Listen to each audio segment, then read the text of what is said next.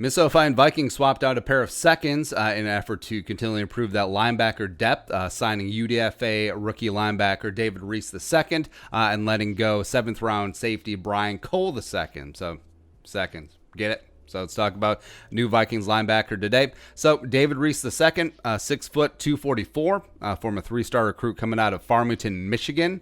Decided to take his talents down south, joined up with the Florida Gators. Was a 4-year starter at Gainesville, primarily at inside linebacker, and was an impact player right away. Was a special teams guy as a freshman, eventually made a couple of starts, was a freshman All-American 2016, led the Gators in tackles in 2017, was a multi-year team captain, as well as last season was second-team All-SEC. In his Florida career, he recorded 324 tackles, 19.5 tackles for loss, 3.5 sacks, had a pick, as well as picked up 2 fumbles as well. So you had this guy just came in, captain, immediate heart and soul of that defense in a big-time conference in the SEC East, and major production. But, didn't on tape, didn't look like he was going to have all the measurables.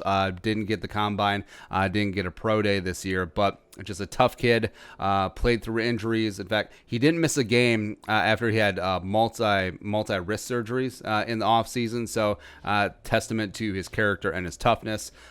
Senior Bowl snub, and like we said, was a combine snub, as well as no formal pro day, nailed it, but did clock a 4.7640 in there at some point. Was a UDFA signee of the Panthers, was recently let go. Vikings decided to scoop him up as they've been doing. So you look at Quentin Pauling, who was signed up, let go. They also picked up Hardy Nickerson Jr. Last week. Maybe he will be let go. Don't really know. But also you have UDFA's Jordan Fair from Appalachian State, as well as Blake Lynch from Baylor in the linebacker mix as well. So the Vikings sort of churning through the back end of that linebacker depth with Ben Gedeon up on blocks still, even though that sounds pretty promising, as well as Cameron Smith out for the season. Just had that very successful open heart surgery, so props to him. Also, I do remember Reese to a degree from the work we did in the offseason on Jabari, teammate at Florida. I ended up with the Jets, as well as, you guys remember the disaster linebacker Jaka Polite from last season?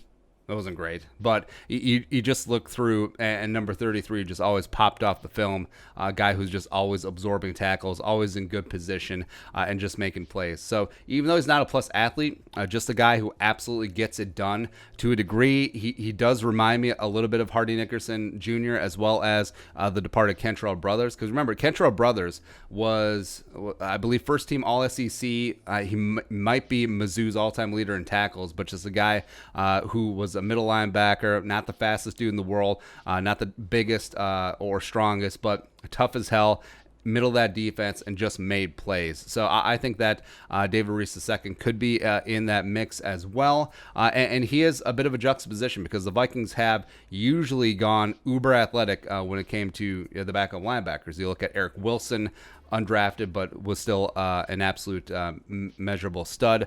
Same thing with Jordan Ferris, same thing with Blake Lynch as well. But here's the thing about Spielman too.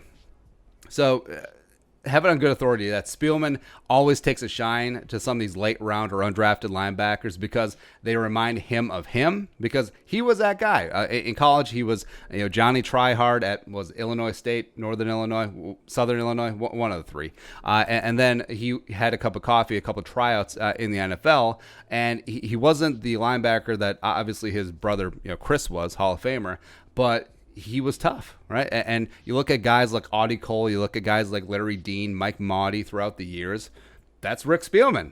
You look at Eric Wilson as well, even though Eric Wilson is a freak.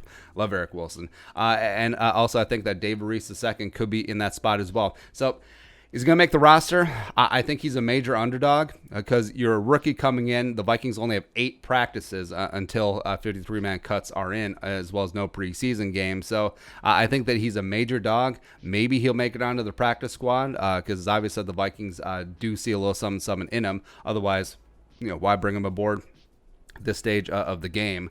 But on the other side of the coin, like we mentioned, the Vikings let go of Brian Cole II. Now, this isn't finito. I mean, the Vikings let go of Tony Brooks James, the 2019 UDFA running back from Oregon, and then they brought him back a week later.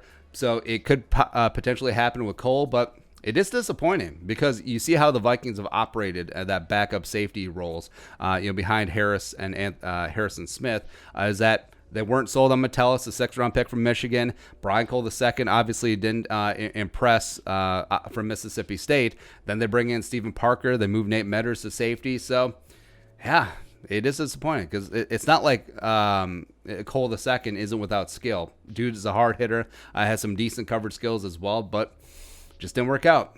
But what can you do? But either way, I root for the new second, David Reese II, brand new Vikings linebacker. But your thoughts, let us know in the comments section below. Subscribe for daily Vikings takes. Want to support that work? Pull us on the Venmo. But until next time, Skol, production value.